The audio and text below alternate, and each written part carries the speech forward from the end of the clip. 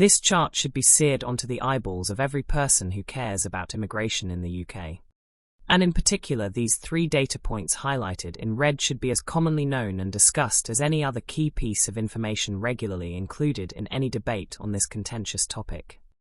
And that's because those data points in this chart cut through all the rhetoric and virtue signaling and performative statements and tells us plain, objective facts about just who integrates in the UK and who doesn't. These are the top 3 images that came up when I searched for a picture of a person from each of the top 20 nations who have settled in the UK as at 2021. And they definitely look like a beautiful cross-section of the world population. Well, maybe except for the bottom right photo. Sorry, Portugal. Please blame the search engine, not me. Let's flash up the names of the countries in the top 20 sorted alphabetically. So how can we measure whether immigrants from these and other countries have integrated into the UK? Let's start by a simple example to get an objective analysis running, and then we can roll it out onto actual UK census data collected by the UK government. Imagine a country which is split into just 4 zones and has residents from just 4 different nationalities. Imagine that everyone there believes in living multiculturally, so there's full integration, and we see everyone living happily side by side with nationality, just being a label which has no impact on people's decision on where to live. In that situation, if we plotted the percentage of people who lived in each zone, we would get a chart like this. Nationality A always makes up the bulk of people in each zone and is, we hope, the indigenous people of the country. And we always get 30% of the population in each zone made up of other nationalities, with the situation exactly repeated in each zone with a flat 70%, 15%, 10%, 5% split. Let's zoom in on nationality D in our example. Removing the other nationalities lets us clearly see that 5% of people living in the country have this nationality, and people from nationality D have spread out into each zone evenly. Let's run some simple statistics on this nationality. Unsurprisingly, we get an average, or in statistical terms a mean, of 5%, and we can also calculate a measure of variability of nationality D across zones. However, since every zone had 5%, we actually have no variability in our flat 5%, and so we get a coefficient of variability, or COV, of 0%. So a low COV is a measure of integration and harmony. Now that example was a little too unrealistic. People don't organize themselves in such a regimented way, and there will always be natural variability in real-world data. So let's look at the same example but with a bit of natural volatility embedded. The chart actually looks very similar to before, and it's hard to see the detail, so let's zoom in on nationality D again. And now from this chart, the impact of natural volatility is a lot more obvious, with nationality D fluctuating from 4 to 6% in the various zones. This is much more realistic. There might be an employment opportunity in Zone 1 that suits people from nationality D more, for example. Let's run our stats on this more realistic example of multiculturalism in practice. Now we get the same mean of 5%, but with a coefficient of variation, and it looks big at close to 20%. Let's put it more in context by comparing these stats as calculated across each of the 4 nationalities. We've switched to a line chart to make comparison easier. The blue line as measured on the left axis shows us the mean percentage. We can see our 70, 15, 10, 5% split again. Nationality D is on the right with its 5%. And then the red line as measured on the right axis shows us the COV percentage. We see nationality D with close to 20%, but then the COV falls as the population mean increases. So our statistical measure of volatility falls as the population increases. This is because those small deviations that naturally occur have a much bigger proportionate impact on smaller populations, leaving them with a much bigger COV. So we should expect to see a similar trend when we move away from this example and start to analyze the actual UK census data set. Let's now see what happens when a nationality moves away from multiculturalism to form its own monoculture separate from the others. In this situation, the people from nationality D have all decided to move to Zone 4, and we can see the big light blue blob in the top right of the chart. The multiculturalism fans of nationalities A to C have reorganized themselves to keep in their strict ratios, but many have had to move out of Zone 4 to facilitate the monoculture takeover. What does this do to our statistics? I'll jump straight to the all nationalities statistics chart. And we can see that the COV for nationality D has gone off the scale, zooming up by a factor of 10 or more. We thought 20% was big, but now we're over 200%. In reality, with a small population, again perhaps drawn by a specific employment opportunity, you could see that kind of clustering happening and see a sizable COV, and it wouldn't be any rejection of multiculturalism. But as a nationality grows and gets a bigger population, in the real world it's much harder to argue that there are natural reasons why you'd get markedly higher COVs without it being a rejection of multiculturalism within that nationality. Note that we also see a rise in the COV for the other three nationalities who all wanted to live the multicultural dream, but were denied by the clustering, or should we call it colonizing, of nationality D. Furthermore, to keep things clear, I took out the natural volatility, so we moved back to flat COVs for the other multicultural nationalities. However, if we were to put back in the natural volatility, then we would have seen the bigger nationalities having lower COV again, even though each of nationalities A to C were trying to live side by side in the same way. So the UK reality is not one of 4 nationalities. We have 288 ethnic groups. And it's not 4 zones but 7,638 electoral wards and divisions. We get the population for each of those 7,638 times 288 cells, which is a lot of data for us to get stuck into analyzing. First, we do the same calculation and work out the percentage of each group in each zone. This is a sorted view across the 7,638 zones, looking at a blue line showing the percentage of what we might call the indigenous people in each zone, and we can see it goes from very close to 0 up to very close to 100%, with a sizable proportion between 80% and 100%. The orange line is the average percentage across all zones. This is circa 80%. And it's interesting to see that a sizable majority of the indigenous people live in an area with an above-average percentage of fellow indigenous people, so some evidence that they are rejecting the notion of multiculturalism, and also largely unaware of what it's like to live alongside immigrants to their own country. Let's replace that with a very common immigrant population to the UK, the Irish.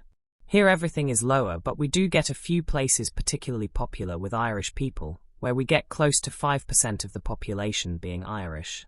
Let's zoom in so you can see the detail better.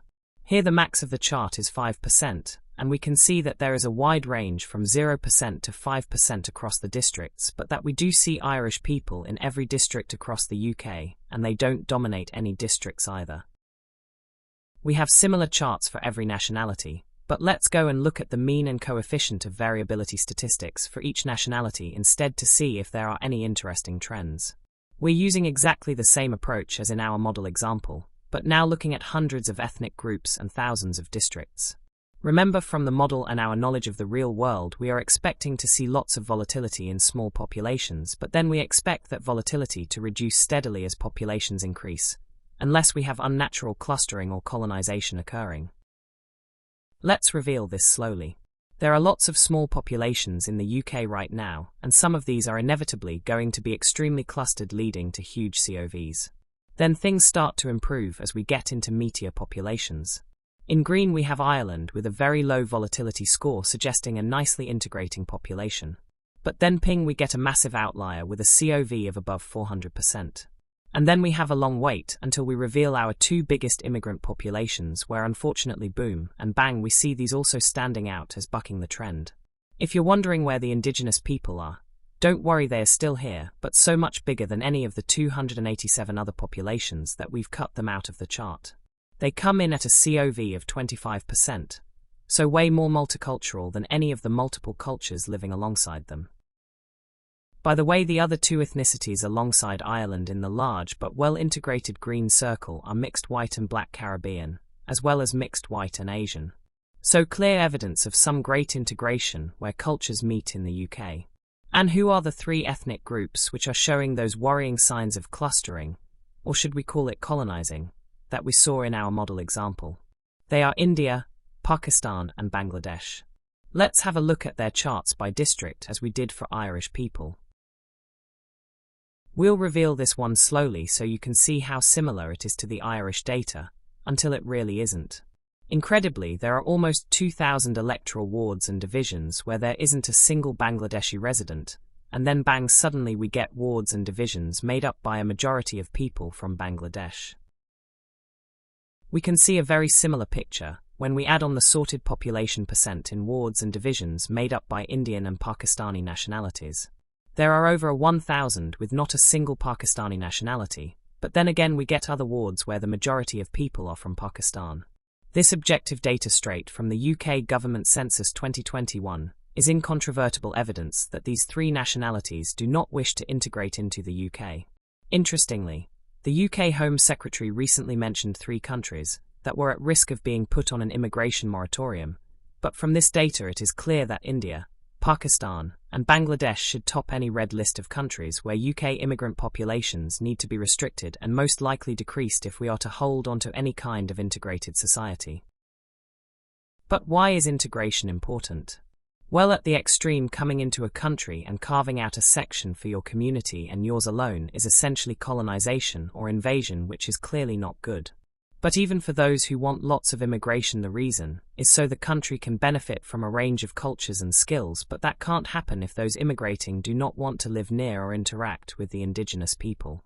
And we know it can take time and numbers for immigrants to integrate, but it's clear that people have been coming to the UK for a long time from India, Pakistan, and Bangladesh, and the numbers now are enormous, so we have all the evidence we need to make a policy decision here.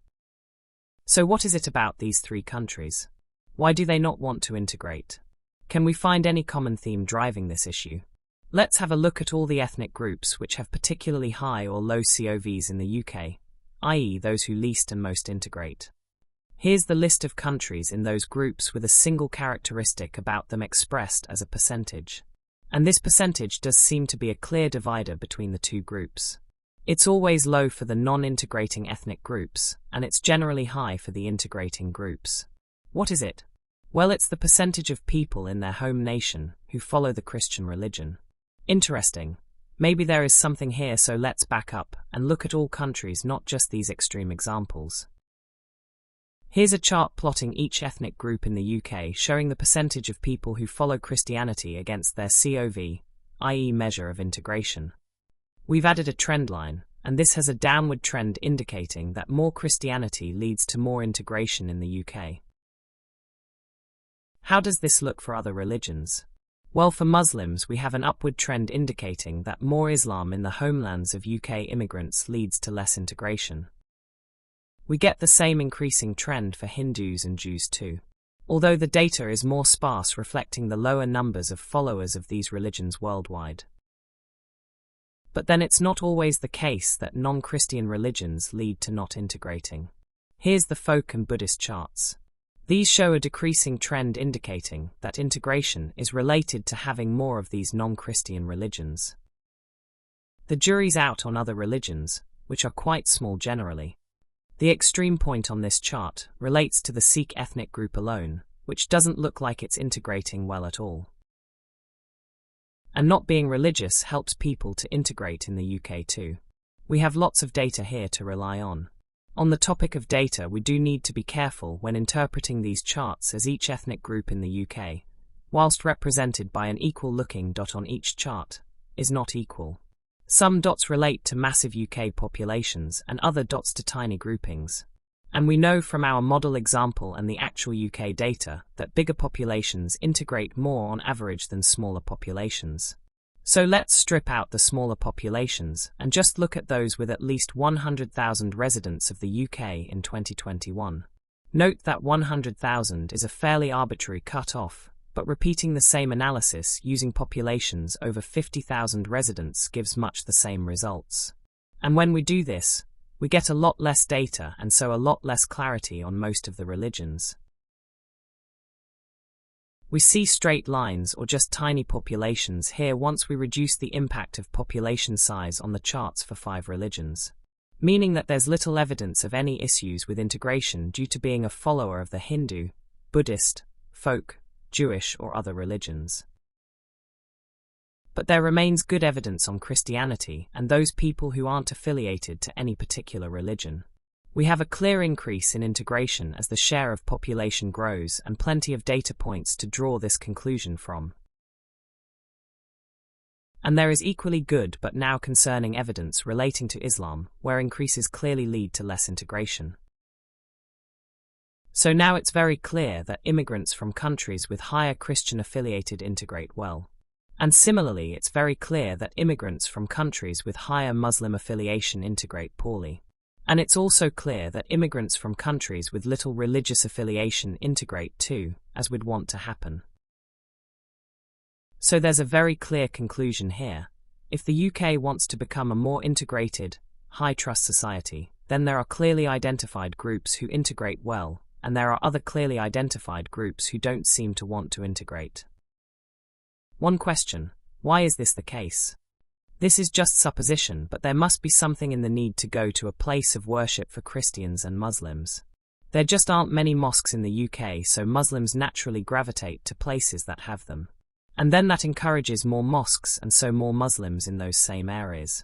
Conversely, a Christian immigrant can find a church and congregation in any place in the UK, so they have free choice of where to live. And someone without religious ties can also choose to live anywhere in the UK without constraint. So it's not a criticism of being a Muslim, but rather a statement of the obvious, whereby Muslims are not able to integrate widely into the UK, and so this should be considered by any UK government looking to improve integration. UK politicians should be honest with the electorate and say that we can have high immigration from Muslim countries, but only if we have a large-scale mosque-building program so that those Muslims can integrate throughout the country. Or the natural choice is to pivot UK immigration towards Christian and no-faith communities who will integrate into our society. In practice, maybe this really is the key chart which everyone talking about immigration into the UK should have at the forefront of their minds. So in conclusion, the UK has been trialling a mass immigration experiment for close to 30 years now, with little to no controls over who comes in and no success criteria being tested or really even being set. The type of analysis presented in this video could lead and really should have led to some very simple rules to improve the situation going forward, with perhaps a red list of nations to avoid repeating the mistakes of the past and to make things better for the nation as a whole.